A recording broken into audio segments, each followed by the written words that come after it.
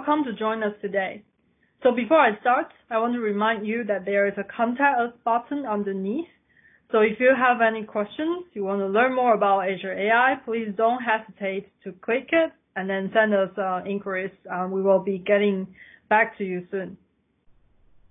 So today, I want to share with you about machine learning and computer vision. That's a very hot topic nowadays, especially for this application for machine learning. So first thing first, I want to introduce myself. So I'm Ling. I'm the AI and machine learning specialist sitting in Singapore. I cover whole Asia. So most of the time I'm discovering new use cases with customers about how can we use AI, can we use machine learning to help their business.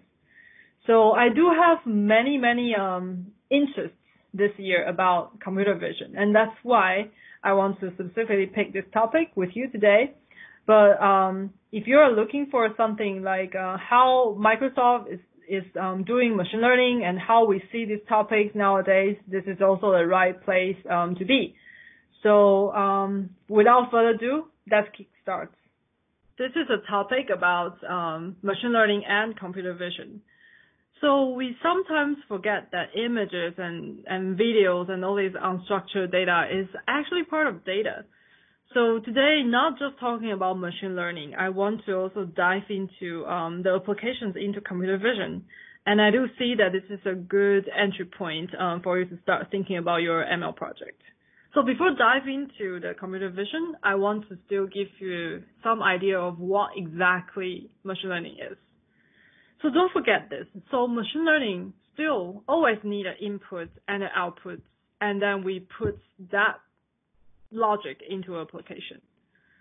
So what would be the things that are actually happening around us? For example, emails.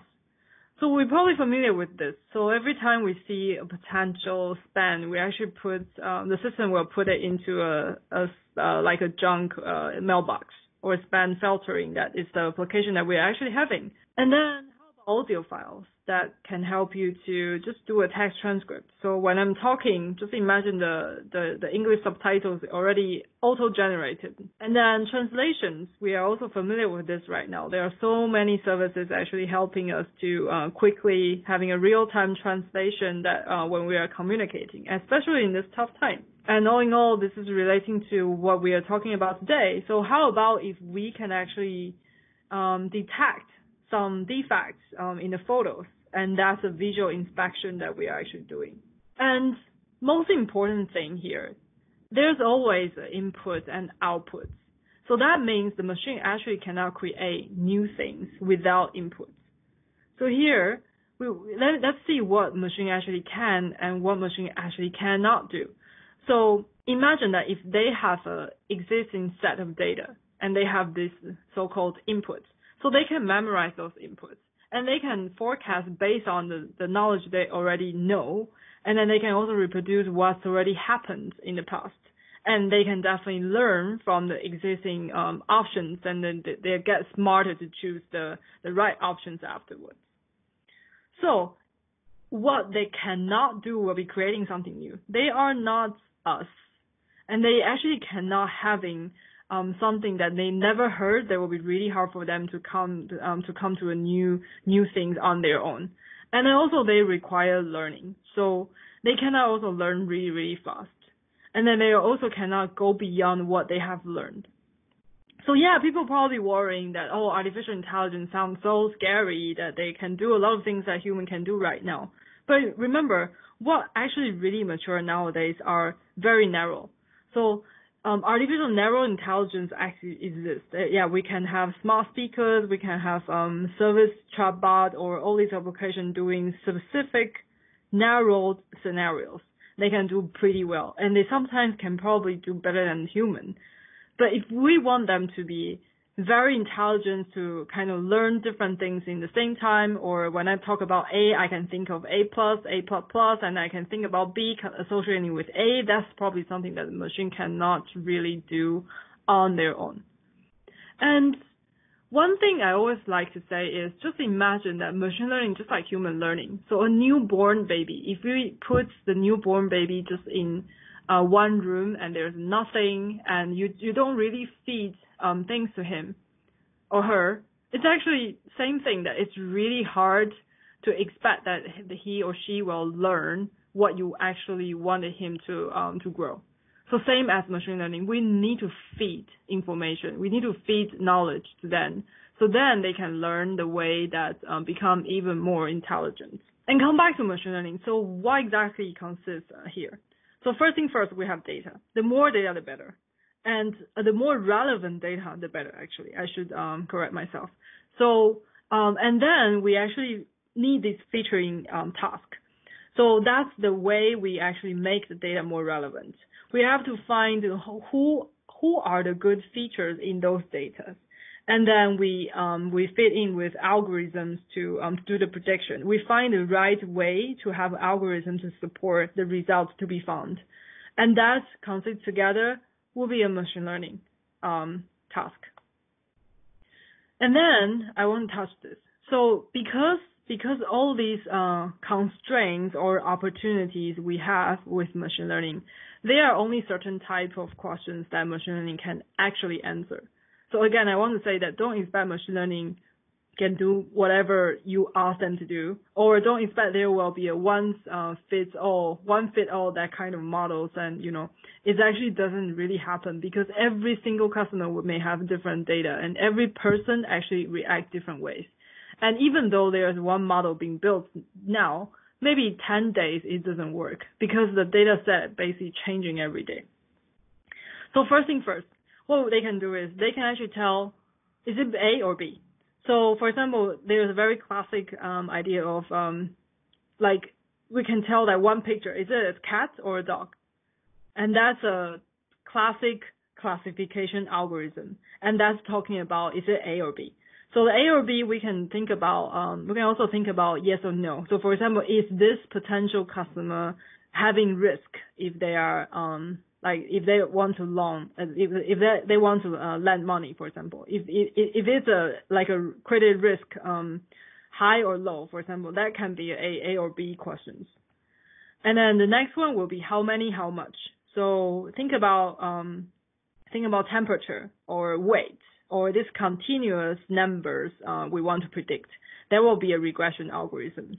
Then that will be a regression task or questions that the machine learning can answer or predict, or even predict pricing. For example, like the rent or the housing prices based on different locations, different sizes, or different years of the house. For example, all these. How can we come up with a formula of the prediction of what should I price my place, for example, or anomaly detection. So basically, we can find outliers. So which are the abnormal data actually sits in the data set? That's another machine learning things that we can think of.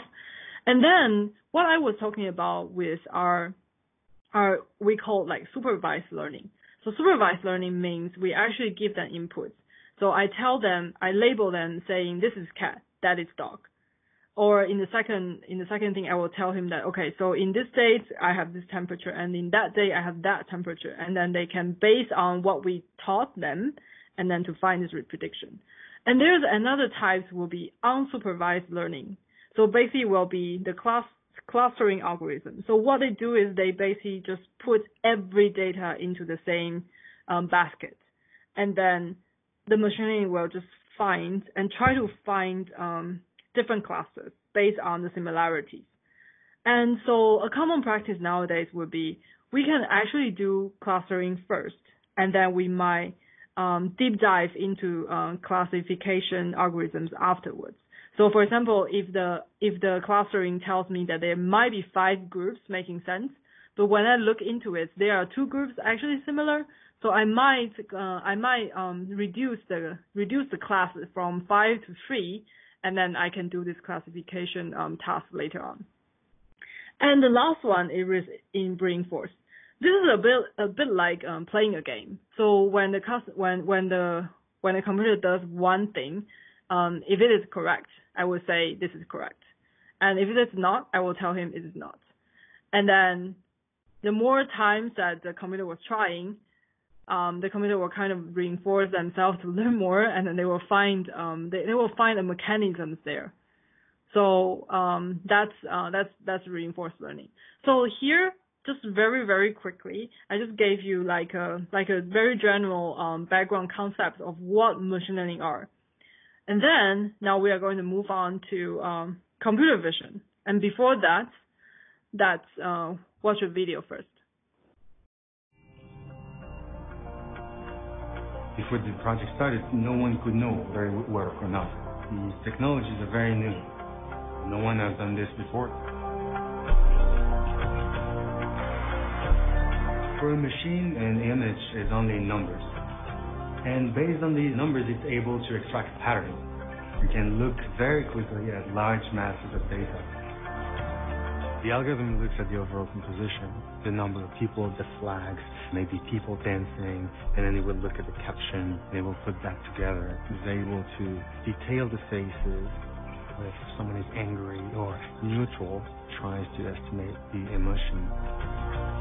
Putting this together was a very big challenge. It's like building a small brain. It is really a tool put in front of us humans to play with. It gives you the ability to discover the art in a different way.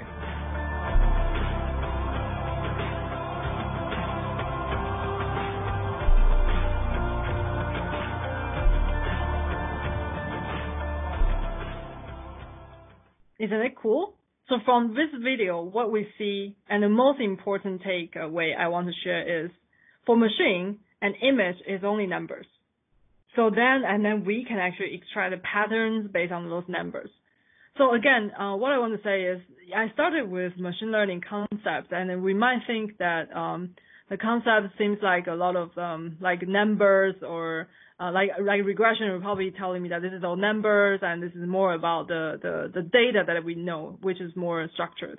But here, when we see that actually images are also numbers or different colors like RGB, different numbers actually consist of one picture, and then we are finding patterns from there. So for them, this is more what we can think of right now. So and then after that, I want to come into what computer vision algorithms are. So when machine learning is applied into computer vision field, there are three types that we can actually leverage. So the first one will be image classification. I just gave you quite a bit of examples of a cat and dog, right? So, but just remember that we can have 2-class or 3-class or multi-class. So we can actually have rabbits and cat and dog and lion, for example, and that can be multi-class algorithms to be applied into these examples. And then the second one will be more around object detection. So for example, if there's one image, we want to find specific objects in that image. So for example, like for safety purpose, I want to know if this area has anyone coming in without wearing a helmet. Or nowadays, if someone getting into a building doesn't wear a mask, can I do this object detection? Those masks and helmets will be the object that we actually want to detect. And then the third one will be semantic segmentation. So this will be cropping the images we want by the edge. I think I can move on, that you will understand more when I show you the actual pictures. It will be much easier to understand. So the first one will be image classification. As I said, it will be more around the whole image. So for example, like this is more industrial examples, but just imagine a day-to-day life. If I want to classify this is an indoor picture or outdoor picture of, I want to say this is a beach, this is a mountain, this is a bookstore, or that is a pub, for example. I want to have this like just one single class to do a very, very simple category related task. That's something you can use this image classification algorithm to do.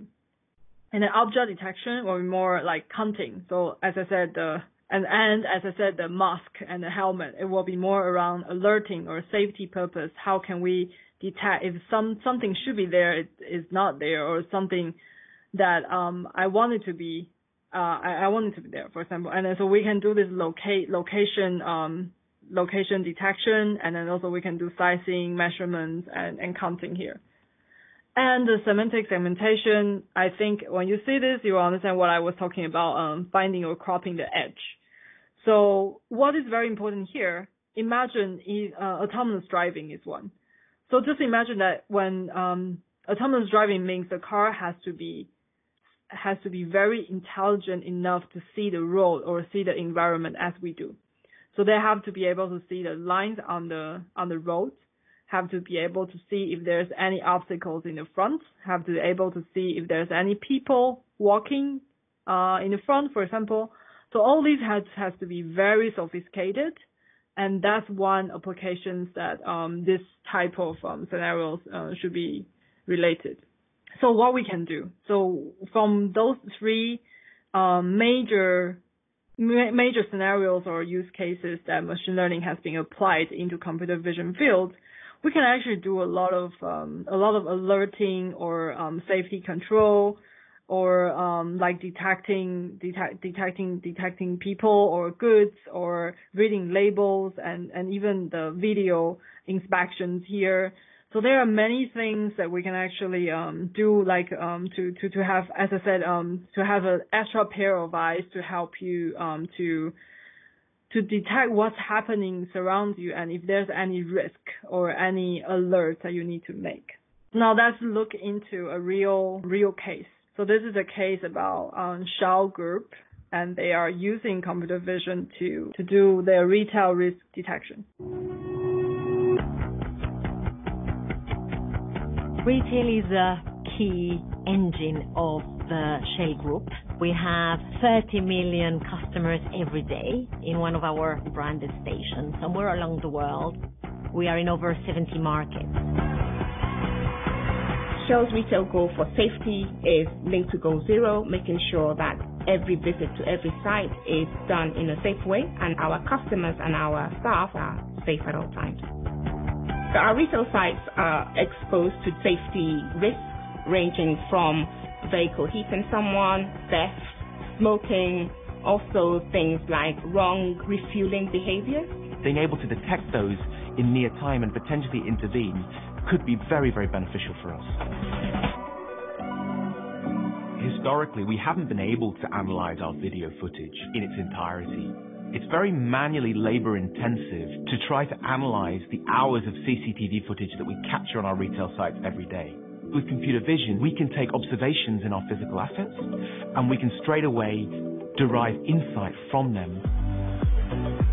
We've developed a collection of machine learning models that operate both at the edge and in the cloud. We can identify events of interest at the edge in near time. We can pass those into the cloud for tight processing, and we can use the cloud to provide near-time alerting. The Azure cloud is powering this transformation.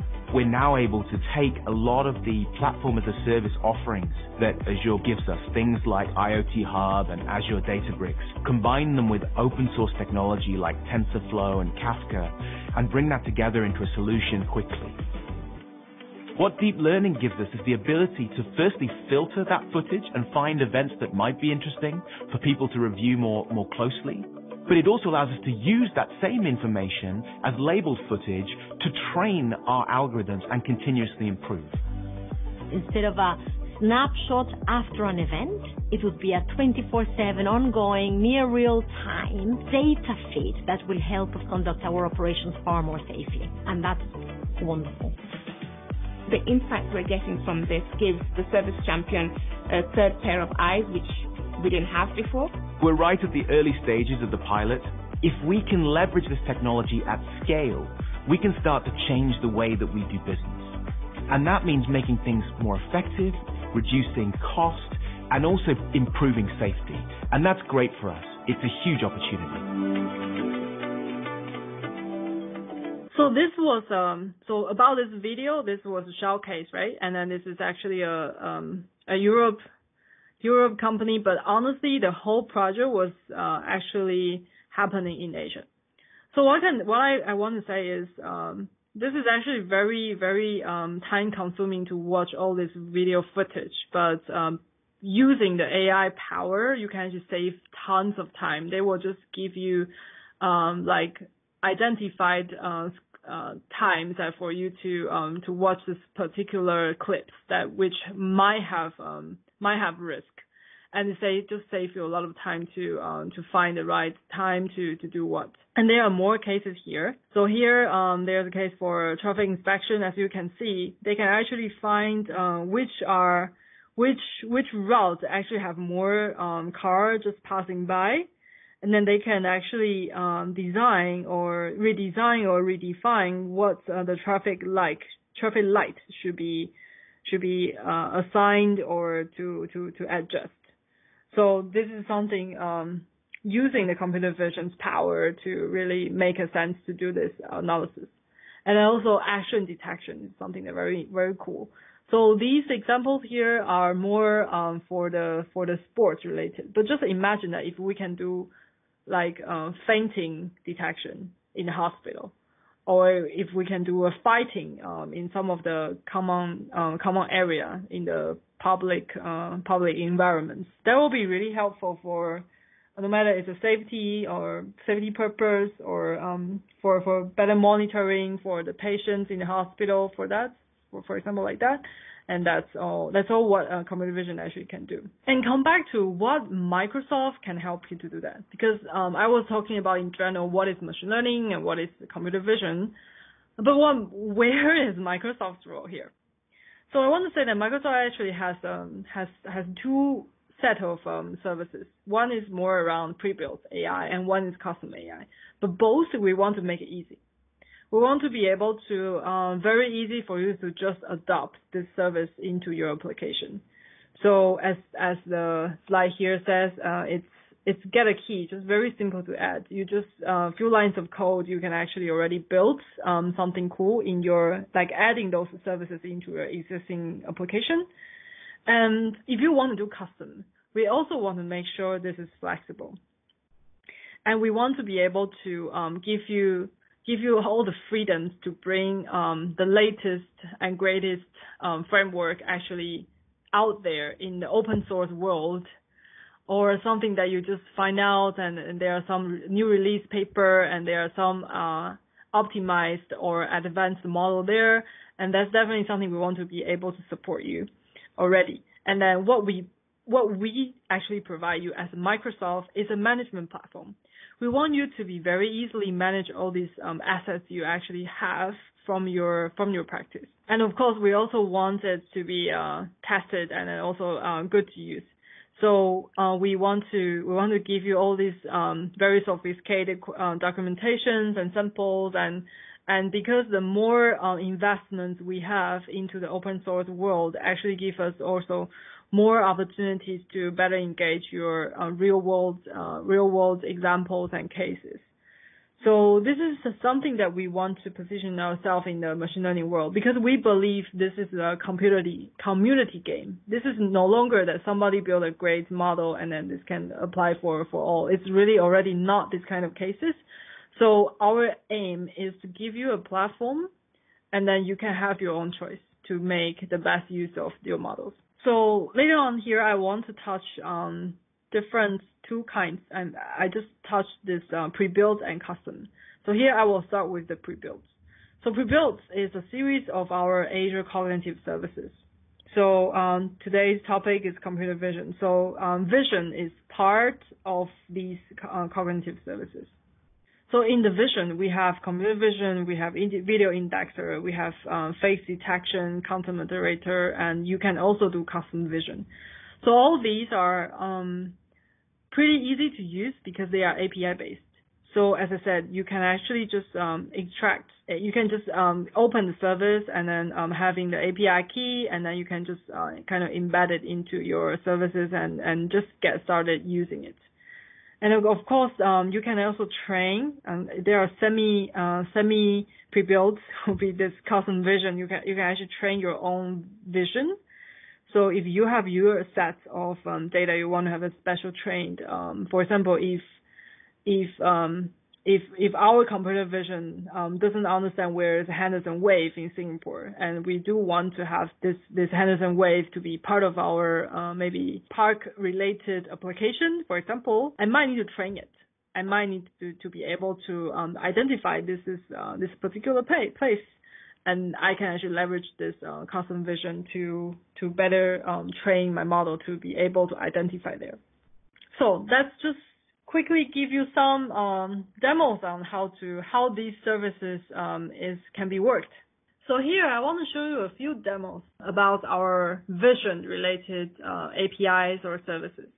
And first thing first, I want to show you what our computer vision actually have for images. So for example, I have a picture of Singapore.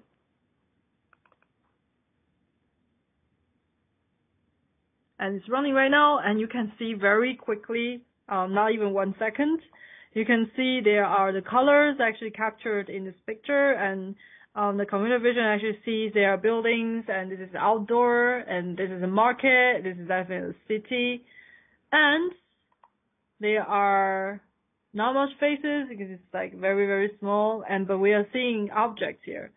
So we are seeing buildings here, and then most importantly, they actually extract all the text they actually see. And not to mention the text is a little bit like handwritten, but it also can identify it pretty accurately. So that's the first one. And then the second one, for me, it's really, really cool. So it's actually a new one in our vision services.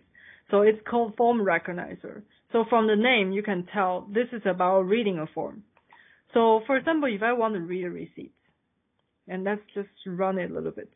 Imagine that if we can actually read who are the merchants, and of course address is something that we usually don't need to put in our expense, but just imagine if the dates, the time, the subtotals or the totals is already being extracted, all you need to do is just examine if the AI is doing the right word for you. And not to mention that you see we're actually trying different angles, or we are actually trying some tough positioning or some like very different format of the receipt. We can still recognize. And so this is the AI services in Vision that we're actually providing you out of the box. And for this form recognizer particularly, you can even train your labels. And what I am demoing you right now is a pre-built model for a receipt. But just imagine we also have layouts, which is for table extractions, or we have custom, which you can actually train your particular form. So if you are in this industry, for example, if you are a procurement, you're handling those different POs, and then you actually have a standard PO, or you have a limited number of standard POs, you can actually train the similar format of the form. You can train each labels, and then they will just go to that location and then find the labels, and it help you to automate your process. And after image, I want to show you even cooler is the videos. Let me just open one to share with you. So same thing as we just went through about the images. Our cultural heritage as individuals, communities, and countries provides a link to where we came from and informs us about where we want to go. It's embodied in the people we know, the languages we speak, the places we visit, and the historical artifacts that we hold dear. But as new technology propels us into the future, how do we honor our past? How can we use today's digital tools to preserve and celebrate what makes us who we are and helps us understand our place in the world?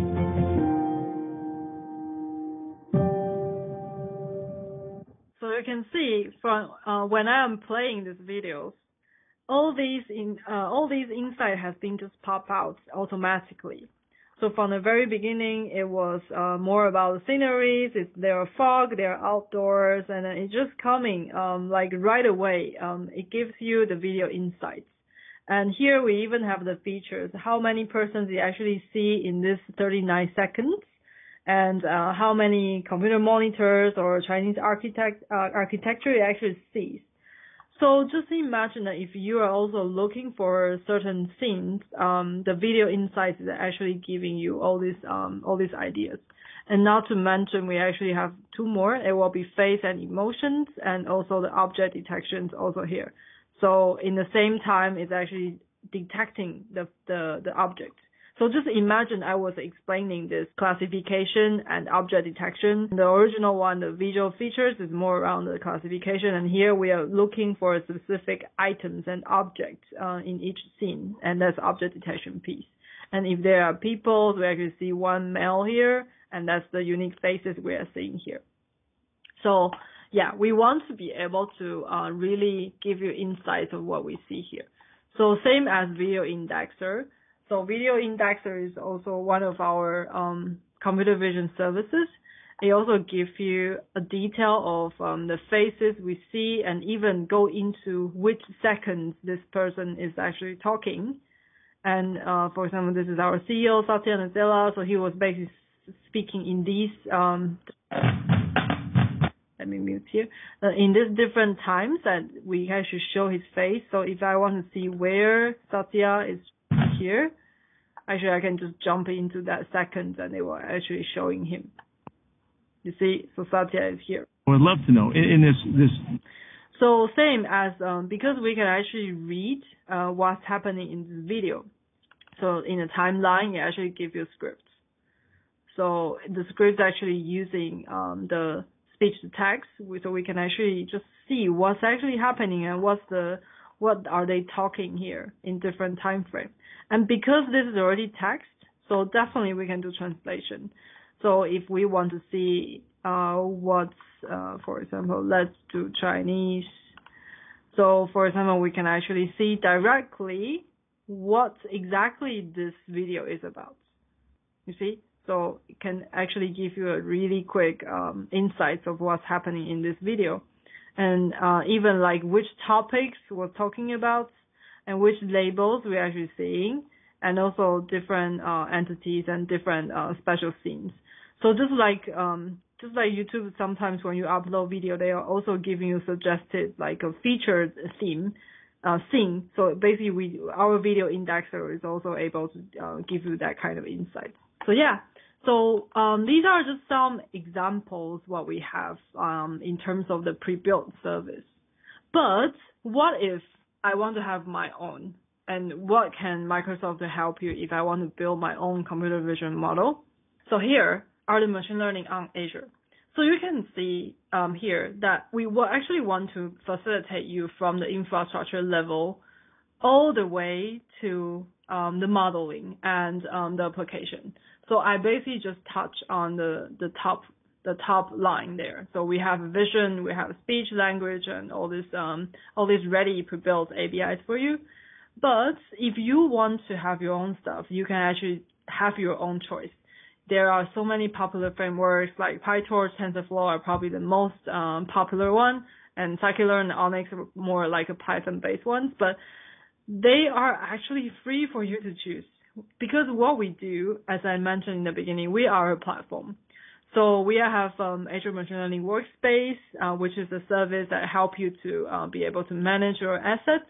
We also have, if you like to leverage the Hadoop and Spark environments, there are Databricks there for you, or you want to just start scratch. We also have a machine learning VMs to help you. And not to mention this infrastructure of GPUs and even FPGA is something that we can help you to even realize your hybrid design on your machine learning journey. So, like touch on what we see our strengths in doing, in helping you for your machine learning journey is that we see your journey to have this will be starting from experiments. And yes, training models is probably the most interesting piece for a data scientist or a data engineer probably enjoying to learn more about how to train or how to prepare your data to be ready to be trained as a good data source. But then, where is the challenge? The challenge is that when you have a model, how can you really take it into production? So, as I said, the data may be changing every day. And because every day we have different customers and different time we might have different preferences, and there may be different preferences in different circumstances. For example, right now we are all trying to do some more exercise at home, so some of the equipment's probably selling more. But we're definitely not doing something like luxury brand shopping nowadays, right? Because this is so not essential in our day-to-day life right now. So that actually changes our behavior as a customer. So the models shouldn't be the same. So all these are the challenges when we think of the data science end-to-end processes, and the models has to be renewed. So we see this as an important piece to really help you to facilitate those journeys. So our platform plus our DevOps and GitHub integration is helping you to how to manage and how to operationalize the models. And when there's a need to be renewed and there's a need to really redeploy, all these single but tedious steps are something that sometimes is really hard to manage when you have multiple models or many models, or these models are sitting in different departments, or the data sets are sitting in different departments. It's really hard to get a single view of what's happening there. So our platform is aimed to bring you all together. So what we do is basically helping you to have a one place, one UI, one platform to manage all the assets you generated from your exercises. So you might have different environments. You might renew your data set maybe daily basis. You have your training code, which probably not changing too much after you have confirmed your model, but you might have multiple experiment runs. And all these runs will actually define the accuracy rate and all this performance of your models, for example.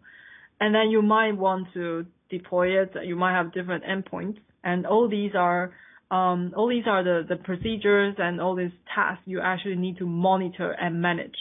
And that's something our Azure machine learning service is providing you, the one single places to manage all that. And to come back to the machine learning in computer vision topic today, I also want to say that, yes, we have this Azure machine learning service in the cloud to help you to manage. But don't forget, we also support you to containerize many pre-built services or your custom services. So I understand that computer vision sometimes can be a hybrid scenarios, especially for safety, for environments like manufacturing plants or hospitals. Sometimes you do have this constraint to have something have to be on the edge. And we want to be able to really support you no matter scenarios that you want to do. So this is my sharing today about our machine learning and computer vision in computer vision applications. There are so many possibilities and opportunities for us to explore. And as I said, we want to be your greatest technical partner and to help you from a platform perspective. And we want to facilitate your journey as smooth as we can. So there are so many opportunities with machine learning. I hope you enjoy the content today with me. And thank you for joining. And don't forget, there's a contact us button underneath. So any questions, any inquiries, please don't hesitate to contact us. Thank you and bye-bye.